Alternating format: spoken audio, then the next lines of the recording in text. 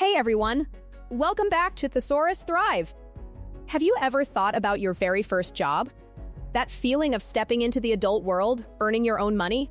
It's a big moment, right? Oh, absolutely, Lily. It's such a unique experience, a mix of excitement, nerves, and maybe a little bit of what am I doing? Today, we're diving into that exact topic and Weford, our first jobs. And more importantly, how you can use this common life experience to really boost your English speaking skills. That's right. We'll be sharing our own stories, breaking down useful vocabulary and phrases, and giving you practical ways to talk about work in English.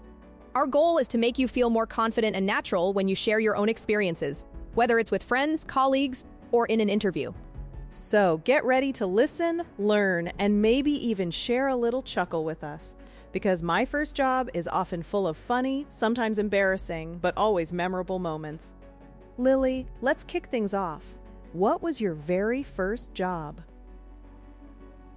Okay, so my first job ever was actually working at a small, local bakery. I was about 16, still in high school, and really wanted to earn some extra money. For movie tickets or maybe some new clothes. It wasn't anything fancy, just a part-time job. A bakery! That sounds lovely. Did you get to eat all the delicious pastries? I'm already imagining the smell of fresh bread. So, you said part-time job. Can you quickly explain what that means for our listeners? Good question, Ava. A part-time job means you work fewer hours than a full-time job, usually less than 40 hours a week.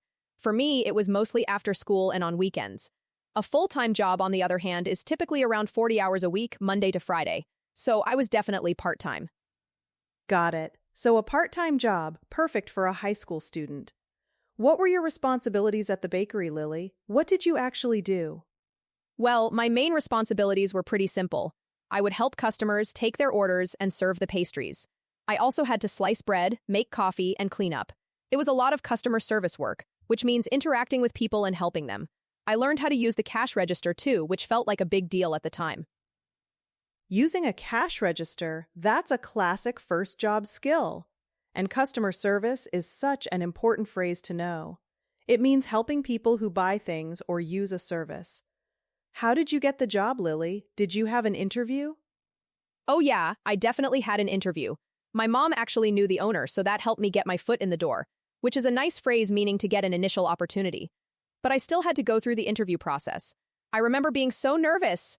I filled out a job application form with my basic information, like my name and phone number.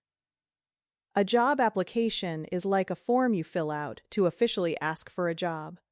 And an interview is when you meet someone from the company and they ask you questions to see if you're a good fit.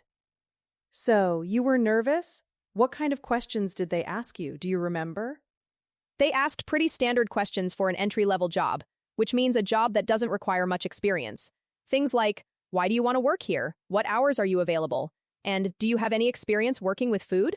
I remember saying I loved baking at home, which was true, even though it wasn't professional experience. That's a smart answer. You focused on what you could do, so you got the job. What was your first day like? Was it overwhelming? Did you feel like you were thrown in the deep end? That's a great expression, Ava. Thrown in the deep end means being given a difficult task without much preparation. And a little bit, yes. The owner was very kind, but it was a busy bakery. I had to learn the ropes quickly. That means learning how things work or how to do a job. I spent a lot of time shadowing another employee, just watching what she did and trying to imitate her. Shadowing is an excellent word for learning on the job. It's like you're a shadow, following someone and observing. So you had on-the-job training, which means learning skills while actually working. What was the most challenging part of that first job? The most challenging part? I think it was remembering all the different types of bread and pastries and their prices. We had so many, and sometimes when it got really busy, I would get orders mixed up. I also had to wake up super early on Saturdays, which was tough for a teenager, but I really enjoyed helping the customers. And the smell of fresh bread every morning was amazing. It made the early mornings worth it. I can imagine. That sense of accomplishment, even from a simple task, is really rewarding. Did you learn anything specific from that job that still helps you today, like any transferable skills? Absolutely. Transferable skills are skills you learn in one job or situation that can be used in another. From that bakery job, I definitely learned how to multitask, which means doing several things at once, especially during busy times. I also improved my communication skills, learning how to talk clearly and politely to all sorts of people. And, honestly, punctuality. Being on time was super important, especially when opening the shop in the morning. These are all things I use every day now. Those are fantastic takeaways, meaning important lessons or ideas. Punctuality, multitasking, communication. These are valuable skills for any career path, aren't they? And it all started at a bakery. So, what about your first job, Ava? Did you also have an entry-level position, or was it something completely different? My first job was actually quite different. I worked as a camp counselor at a summer camp for kids. I was 17, still in high school, just like you. It was also a part-time job, but during the summer. So it felt like full-time because I was there all day, every day for a few weeks. A camp counselor. That sounds like a lot of fun, but also a lot of responsibility. What were your duties or responsibilities in that role? My main duty was looking after a group of about 10 children, aged from 5 to 7. I had to make sure they were safe, happy, and participating in all the camp activities. We did arts and crafts, played sports, went swimming. Basically, I had to keep them entertained and organized. It was definitely a hands-on role, meaning I was directly involved in the activities. Wow, 10 young children. That sounds like a lot to handle, which means to manage or deal with. How did you get that job? Was it similar to yours with a job application and an interview? It was very similar. I saw a flyer at my school about the camp needing counselors. A flyer is like a small paper advertisement. So I applied, which means I sent in my application. Then I had an interview with the camp director. She asked me questions about my experience with children, if I was patient, and if I had any first aid skills. I emphasized that I loved working with kids and was a very responsible person, which means dependable. That makes sense. For a job working with children, they'd want someone very responsible. So, what was your first day like as a camp counselor? Were you nervous about managing all those kids? Oh, I was extremely nervous. I definitely felt a bit out of my depth, which is a good phrase meaning you're in a situation that's too difficult for you. I had to supervise them, meaning watch over them and make sure they were doing okay. But the camp director gave us orientation, which is a training session to introduce new employees to the job. We learned about safety rules and what activities we'd be doing. That helped me feel more prepared. Orientation is a very important word for any new job. It helps you get up to speed, meaning to learn all the necessary information quickly. What was the most challenging thing about being a camp counselor, and what was the most rewarding? The most challenging part was definitely dealing with conflicts between the kids. You know, when two kids want the same toy or one isn't sharing? I had to learn how to mediate, meaning to help solve a disagreement and keep everyone happy. It really tested my patience. The most rewarding part, though, was seeing the kids laugh and have fun, and especially seeing them make new friends. It felt good to know I was helping them have a great summer. That's wonderful. So, what transferable skills did you gain from being a camp counselor? I bet you learned a lot about problem solving and leadership. Absolutely. I definitely improved my problem-solving skills because you have to think on your feet when you're with kids. I also learned a lot about time management, trying to keep activities on schedule, and leadership skills, guiding the children and being a good role model. And of course, patience. Lots and lots of patience. These skills have been invaluable in everything I've done since. It's amazing how those first experiences, even when they're simple jobs, can teach us so much. They really lay the foundation for future experiences, meaning they provide the basic structure or starting point. It's not just about the money, right? Exactly. It's about gaining experience, learning about responsibility, working with others, and understanding what it means to earn something. So for our listeners, we've talked about some great vocabulary here. Let's recap a few key terms and then do a quick practice. How about that, Lily?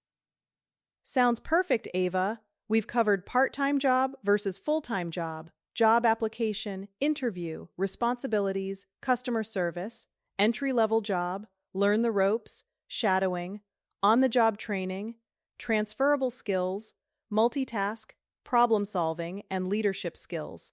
That's quite a list.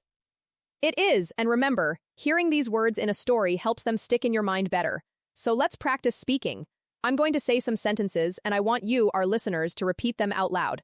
Don't be shy. Speaking aloud is how you build muscle memory for English. Ready? Here's the first one. My first job was a part-time position. Okay, repeat after me. My first job was a part-time position. Good, let's try another one. Sentence 2.